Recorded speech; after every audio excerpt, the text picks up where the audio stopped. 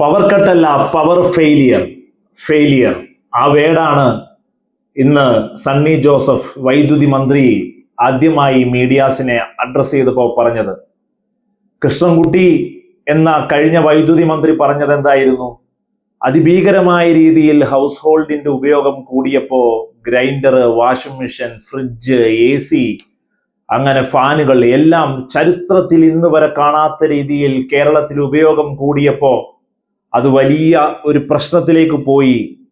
നമ്മൾ അനൗൺസ് ചെയ്യാതെ തന്നെ ഉള്ള ഒരു ലോഡ് ഷെഡിങ് ആളുകൾക്ക് ഫീൽ ചെയ്തു. ആക്ച്വലി അത് ലോഡ് ഷെഡിങ് ആയിരുന്നില്ല, ട്രിപ്പ് ആവുന്നതായിരുന്നു എന്ന് പറഞ്ഞപ്പോ ഈ പറയുന്ന സണ്ണി ജോസഫ് അടക്കമുള്ള ആളുകൾ പ്രതിപക്ഷത്തിരുന്ന് പറഞ്ഞത് എന്താ? 10 വർഷം ഇരുണ്ട കാലം ആയിരുന്ന UDF നിന്ന് ഈ കഴിഞ്ഞ 10 വർഷം വലിയ രീതിയിൽ പ്രകാശപൂരിതമായി എന്ന് പറഞ്ഞ പച്ചക്കള്ളമാണ് പ്രചരിപ്പിച്ചത് എന്ന് പറയുന്ന തരത്തിലേക്ക് ക്യാമ്പയിന് വിട്ടവർ ഒന്നിരുട്ടി വെളുത്തപ്പോ ആ സീറ്റിലെത്തിയപ്പോ വന്നിട്ട് പറയാം.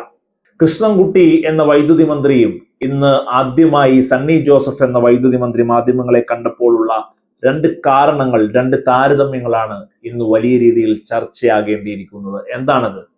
വർഷങ്ങൾക്ക് മുമ്പ് കൃഷ്ണൻകുട്ടി എന്ന വൈദ്യുതി മന്ത്രി എത്തിയപ്പോ ഈ നാടിന് വൈദ്യുതി മന്ത്രിയായി അന്നത്തെ മണി ആശാനിൽ നിന്ന് കൃഷ്ണൻകുട്ടി ഏറ്റെടുക്കുമ്പോൾ പറഞ്ഞത്, നമുക്ക് യാതൊരു തരത്തിലുള്ള പ്രശ്നങ്ങളും കേരളത്തിൽ വൈദ്യുതി ബോർഡിനില്ല, വൈദ്യുതിക്കില്ല. കാരണം നമുക്ക് 200 വർഷം വൈദ്യുതി ഉണ്ടാക്കാനുള്ള തോറിയം വരെ വേണമെങ്കിൽ ഇവിടെയുണ്ട്.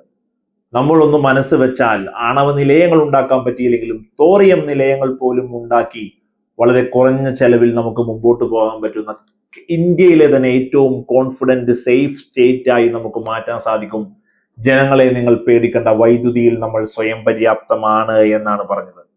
എന്താണ് സണ്ണി ജോസഫ് എന്ന് പറഞ്ഞത്? വൈദ്യുതിയിൽ സ്വയം പര്യാപ്തതയില്ല, പുറത്തുനിന്ന് വാങ്ങേണ്ടി വരും, എല്ലാവരും പേടിച്ചിരിക്കുക, ഭയപ്പെട്ടിരിക്കുക, കരുതിയിരിക്കുക എന്ന ഒരു തെറ്റിദ്ധാരണ പരത്തുന്നു എന്നുള്ളതാണ്. ഒരു ശുഭാപ്തി വിശ്വാസം, ഒരു പ്രജുഡിസ് മൈൻഡ് ജനങ്ങൾക്ക് കൊടുക്കാൻ വൈദ്യുതി മന്ത്രിക്ക് ആവുന്നില്ല എന്നുള്ളതാണ്. തോറിയം നിലയം കൊണ്ടുവരുമ്പോൾ പരിസ്ഥിതിക്ക് യാതൊരു വിധത്തിലുള്ള കുഴപ്പവുമില്ല എന്ന് പരിസ്ഥിതി വിദഗ്ധരെ വെച്ചുകൊണ്ട് ചർച്ചകൾ നടത്തിയതിന്റെ അടിസ്ഥാനത്തിലാണ് അന്ന് കൃഷ്ണൻകുട്ടി മാധ്യമങ്ങളെ അഭിസംബോധന ചെയ്തതെങ്കിൽ വലിയ രീതിയിലുള്ള പരിസ്ഥിതി പ്രശ്നങ്ങൾ ഉണ്ടാക്കുന്ന പല കാര്യങ്ങളും നമ്മൾ തീരുമാനിക്കുമ്പോൾ പരിസ്ഥിതി പ്രശ്നങ്ങൾ ഉണ്ടാവാൻ സാധ്യതയുണ്ട്. അതുകൊണ്ടാണ് പല പരിപാടികളിൽ നിന്നും പദ്ധതികളിൽ നിന്നും നമ്മൾ പുറകോട്ട് പോകേണ്ടി വരുന്നത്. നമ്മൾ വലിയ രീതിയിൽ പ്രതിസന്ധിയിലാണ് എന്ന് പറയുന്നു. നോക്കൂ നിങ്ങൾ, കഴിഞ്ഞ ദിവസം ഇന്ത്യയിലെ തന്നെ RTCക്ക് ഒരു മാർഗദർശനമായി മാറിയ KSRTC എന്ന വകുപ്പിൽ വിപ്ലവകരമായ തീരുമാനങ്ങൾ, എത്ര കോടി രൂപയുടെ അധിക വരുമാനങ്ങളൊക്കെ വോക്സ് തന്നെ ഒരു വീഡിയോ കഴിഞ്ഞ ദിവസം അതുമായി ബന്ധപ്പെട്ട് ചെയ്തതാണ്.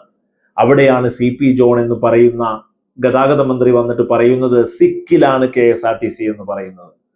ഒരു വകുപ്പിനെ ഏറ്റെടുക്കുമ്പോൾ ആദ്യം തന്നെ തെറ്റിദ്ധാരണ പരത്തുക, വലിയ പ്രതിസന്ധിയിലാണെന്ന് പരത്തുക, ഞങ്ങൾക്ക് പഠിക്കാൻ ഒരുപാട് സമയം വേണമെന്ന് പറയുക, കഴിഞ്ഞ സർക്കാരുകൾ ചെയ്ത വലിയ പ്രശ്നങ്ങളെ അതിജീവിക്കാൻ ഒരുപാട് മുമ്പോട്ട് പോകേണ്ടിയിരിക്കുന്നു, ജനങ്ങൾ അക്ഷമരാകാതെ ക്ഷമയോടെ കാത്തിരിക്കുക എന്ന് പറയുക. ഇതൊരു തരത്തിലുള്ള ഒരു സേഫ് ആവാനുള്ള ശ്രമമാണ് എന്നുള്ളതാണ്.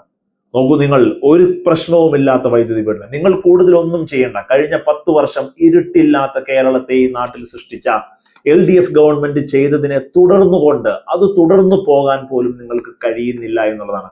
അധികാരത്തിലെത്തി വകുപ്പ് ഏറ്റെടുത്ത ഒരാഴ്ച തികയും മുമ്പ് ജനങ്ങളുടെ മുമ്പിൽ വന്ന് ശുഭാപ്തി വിശ്വാസമോ പോസിറ്റീവ് കാര്യങ്ങളോ പറയേണ്ടതിന് പകരം വൈദ്യുതി വകുപ്പിന്റെ കെടുകാര്യസ്ഥതയെക്കുറിച്ചും KSEB ട്രാൻസ്ഫോമർ അടക്കമുള്ള അറ്റകുറ്റപ്പണികൾക്ക് വലിയ സമയം വേണമെന്നടക്കം ഏതാണ്ട് മഴക്കാലം കേരളത്തിൽ ആദ്യമായി വരുന്നത് പോലെയുള്ള കാര്യങ്ങളിലേക്ക് പ്രചരിപ്പിച്ച് ജനങ്ങളുടെ മുന്നിൽ കണ്ണി പൊടി വാരിയിടുന്ന മന്ത്രിമാരായി UDFന്റെ മന്ത്രിമാർ മാറുന്നതിന്റെ ഉത്തമോദാഹരണങ്ങളാവുകയാണ് ഇന്ന് വൈദ്യുതി മന്ത്രിയായ സണ്ണി ജോസഫും ഇന്നലെ പ്രസ് മീറ്റ് നടത്തിയ CP ജോൺ ഗതാഗത മന്ത്രിയും.